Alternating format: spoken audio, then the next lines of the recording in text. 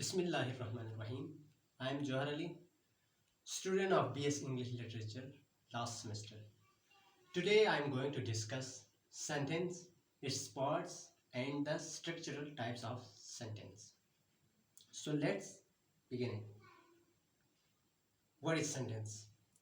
A group of words, phrases or clauses which have subject and predicate and conveys a complete thought and idea is called sentence.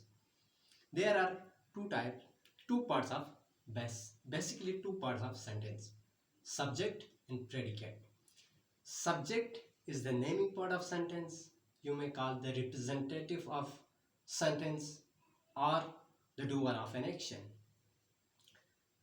The rest of the part of the sentence is called predicate. Predicate starts from verb, the rest of the part of the sentence. Predicates gives information about subject. Here I mention two examples. She is cooking food. Here in first sentence, she is cooking food. She is doing something. She is cooking something. So here is the action verb. And the second is he is my good friend. And in this sentence, the verb is used as state verb and the predicate gives some information about the pronoun he. Now let's move predicate. Predicate gives information about the subject, and the predicate consists many parts, many things such as verb, object, complement and adverbial. What is verb? Verb is a word which describes an action or state, such as he is going. Going is a verb and is here in this sentence is helping the main verb. And the second sentence, he is a teacher. In this sentence is used as a state verb. So there are many kind of type of verbs, but it's not my topic to discuss in this video. Inshallah, I will make another video on this in this topic. The second point is the second thing which consists in predicate object. The object is the receiver of an action. The word that receives the action directly or indirectly, and verb has to be transitive because intransitive verb doesn't need any kind of object. I have mentioned two examples in this chart. Ahmed gave his wife some flowers. In this sentence, the first sentence, Ahmed gave his wife some flowers. Here there are two objects, direct and indirect object. Keep in mind, always indirect object are someone and the direct object are something. So here his is a indirect object and some flowers are direct object, is direct object. And the second is he hits the ball, and here ball is object, it's receive the action. Complement is define, give some information regarding object and subject. Complement is a word, phrase, clause which gives information about subject and object. When the complement remain the subject or object, it will be a noun or noun phrase. When a complement modifies a noun, object or subject, it will be always an adjective. So here I mention some example. And one more thing is complement always follows linking verbs. He looks beautiful. Here in first sentence, look is a linking verb and beautiful is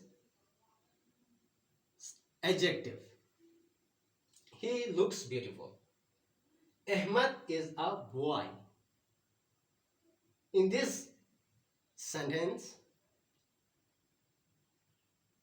boy is referring Ahmad, renaming Ahmad. So it's a subjective complement. Ali elected him captain, and here him is an object and captain is a object complement. And now adverbials. What are first I would like to tell something about adverb. What is adverb? A group, a word which gives which modifies a verb, adverb or an adjective. So adverbials are the words or phrases which acts like an adverb. Here I have mentioned some examples. It tells it is on my foot. I met him yesterday. In first sentence, it is on my foot. It's an prepositional phrase. I met him yesterday. Yesterday mentioned timing. And I really need a rest. So the adverbials and adverbs tells how, when and where things has and actions happen. Now let's move towards type of sentences. On the basis of structure, there are four types of sentence. Simple sentence, compound sentences, complex sentences, compound, complex sentences. Now let's talk one by one. Simple sentences. Simple sentences are those sentences which consist a single idea, single thought, or an independent clause. Such as, and we so Ahmad went to school. It's a single thought and independent clause. Saqib has burned his diary. It's a simple thought, simple clause and independent clause. It doesn't need to complete its meaning. Compound sentences. Compound sentences. Compound sentences are those sentences which consist two independent classes. Independent classes are those classes which doesn't need further information to complete its meaning. The compound sentences are being joined by coordinating conjunctions. Here are examples. He ate apple, comma, but I ate nothing. And I write some sentences to clarify some grammatical concepts. So a doctor treats well, a patient recovers soon. I didn't mention any comma or coordinating conjunction in this sentence. So it's grammatically incorrect.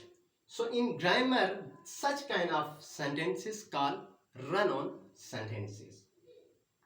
The second one is a doctor treats well, comma, a patient recovers soon. I use just a comma and write down the second independent clause. It's also incorrect and it's called in grammar comma splicit error. And the fourth one is a doctor treats well, comma, so a patient recovered soon. It's a formal and correct way to write in a compound sentence. We use comma before the coordinating conjunction. And the last, a doctor treats well, semicolon, a patient recovers soon. In this way, we can write a compound sentence. We can use semicolon instead of coordinating conjunction. Now let's come to the complex sentence. Complex sentences are those sentences where one independent clause and one or more than one dependent clause. One independent clause or one more than one dependent clause. What is dependent clause? Dependent clause are those clauses which needs further information or another clause to complete its sense and meaning. The complex sentences joined by coordinating conjunctions. Coordinating conjunction and relative pronouns. What are the relative pronouns? Relative pronouns are the such as who, which, whom, whose. These are the relative pronoun. We can join a complex sentence by subordinating conjunction or relative pronoun. Here I mentioned some examples. He had, I missed the train because I was late. He had left before we got home. He is the man who talking to me yesterday. So the structure of complex sentence be like this: independent clause plus subordinating conjunction plus or relative pronoun plus dependent clause. Now let's move towards last but not the least, compound complex sentence. Compound complex sentences are those sentences where two independent clauses and one or more dependent clauses. In dependent compound complex sentences, there are always two independent clauses. Two independent clauses and one or more than one dependent clauses. And it's also joined by relative pronoun or subordinating conjunction. So I mentioned some examples in this chart. Although I like to go camping, I have not had the time to go lately and I have not found anyone to go with me.